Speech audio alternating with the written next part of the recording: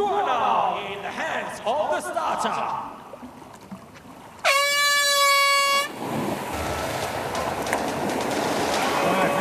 So away we go for one final time in 2025, the race to Qatar. And we saw the athletes coming out pretty gingerly from the first lap. I wonder what we're going to see here on the second lap.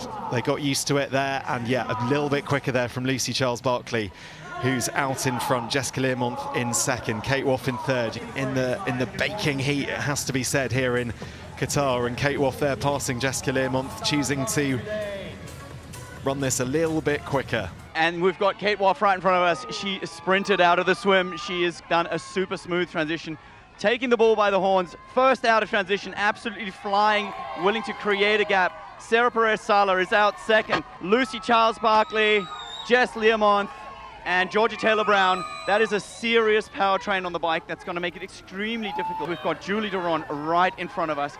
She is eager to get on that bike, fumbling slightly with her suit. It's all got to go in the box, trying to avoid any penalties. Super smooth, smooth as fast, as she's going to try and make her way by herself, try and chase these ladies. 1:36, the time of her transition. That was, well, 6 seconds quicker than the likes of Holly Lawrence, quite a bit quicker than the likes of Jess Learmonth as well.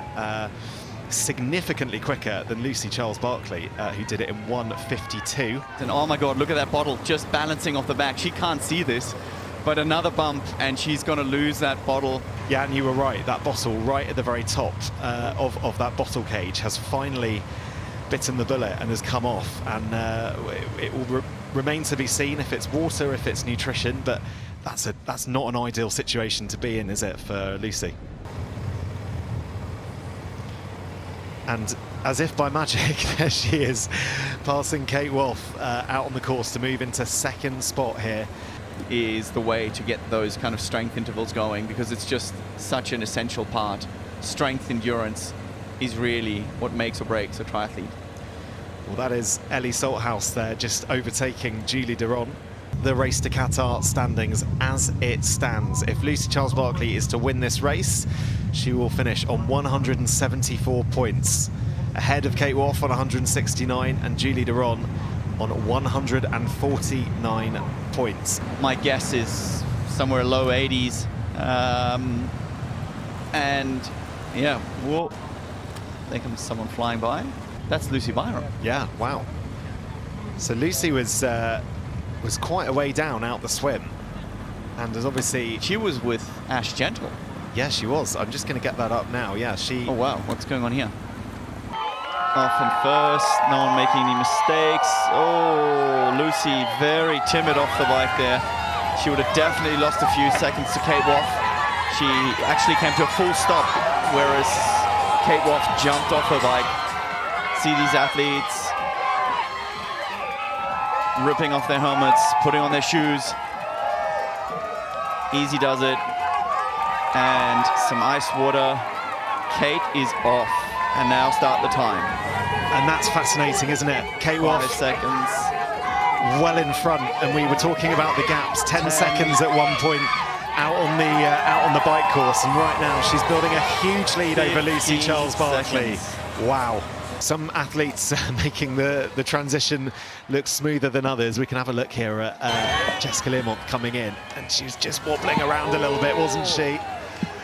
And the bike goes on the floor. And that's Julie Duron, neck and neck there with Lucy Byram. So this is where Julie Duron needs a smooth transition if she's going to catch up to Kate Woff and Lucy Charles-Barclay at the front. This is really, really critical that she's able to make this as smooth as possible, and that's quick. Really interesting, looking at Lucy Charles-Barclay is dropping back here, 57 seconds back from Kate Woff. That's really started to extend, and you would say Kate Woff is running at her pace. Julie Duron has not been able to make many inroads in that at all, but it looks like Lucy Charles-Barclay is dropping back here, and I just wonder, is that the beginning of the end for her World Championship challenge here in Qatar? At 12 kilometers to go, a minute is only 5 seconds per K. So it's definitely within the realm. last count I had, a minute that Kate Woff is in front of Lucy Charles-Barclay. And that gap to Julie Duron is sticking around 1 minute 40. It's stubbornly not coming down.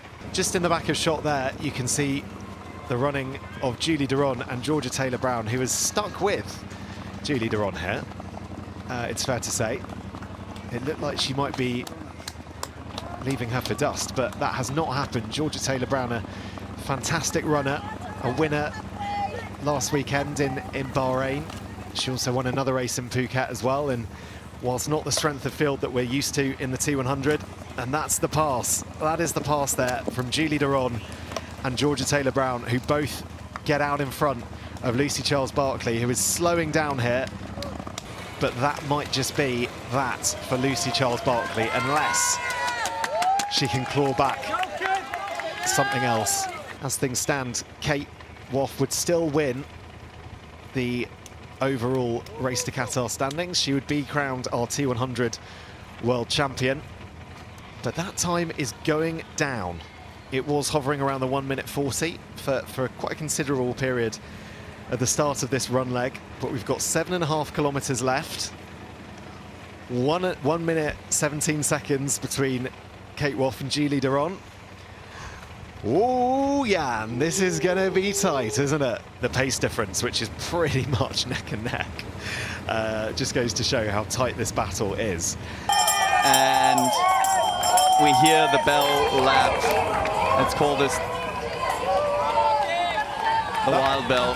That will be the best noise that Kate Woff has heard all day. I can absolutely guarantee you of that. So, one final lap here in Qatar between Kate Woff and her first T100 world title. And this is the thing that I was trying to mention, because if Georgia helps her to get across, is she going again? Or is this almost looks like the same move?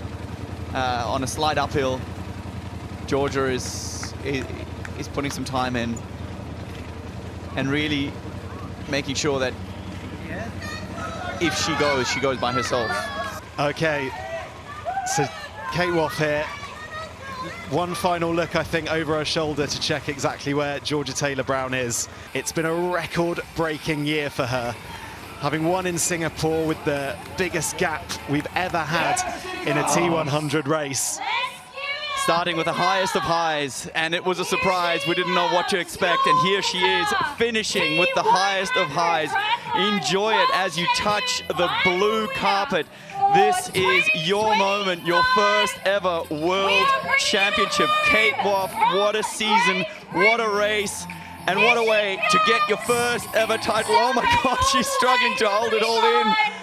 Oh my goodness. Wow. Goodness me. Kate coming over the finish line. Oh my goodness. Any second now. She is our T100 World Champion. Kate Woff, take a bow. And we're just starting to see exactly the effort that she has put in today onto the course, and goodness me, that right there is there for all to see, because just goes to show Jan the effort, the amazing endeavour that these athletes go on to do as Georgia Taylor-Brown crosses the finish line in second. And you can see Kate Woff, she has given her everything. She is on the floor, she is destroyed. That finish line could not have come any sooner.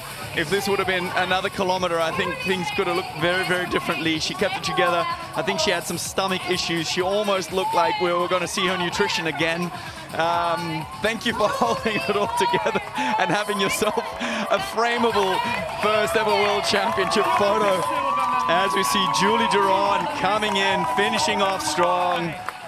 So third place there for Julie Duron. She will take her spot onto the T100 podium. Not to be for the World Championship today, but she gave it her best. She was a massive factor in this race. So good to see Kate up and about. I think it's going to take her a little while to perhaps dare say, well, use the word digest, to digest what's just happened. So Ellie Salthouse crosses the line in fourth spot. As you can hear from the announcer there, that matches her best result of the season, 4th in Australia. And for Lucy Charles-Barclay, well, not to be today for her, sadly. She's given us an amazing season on the T100.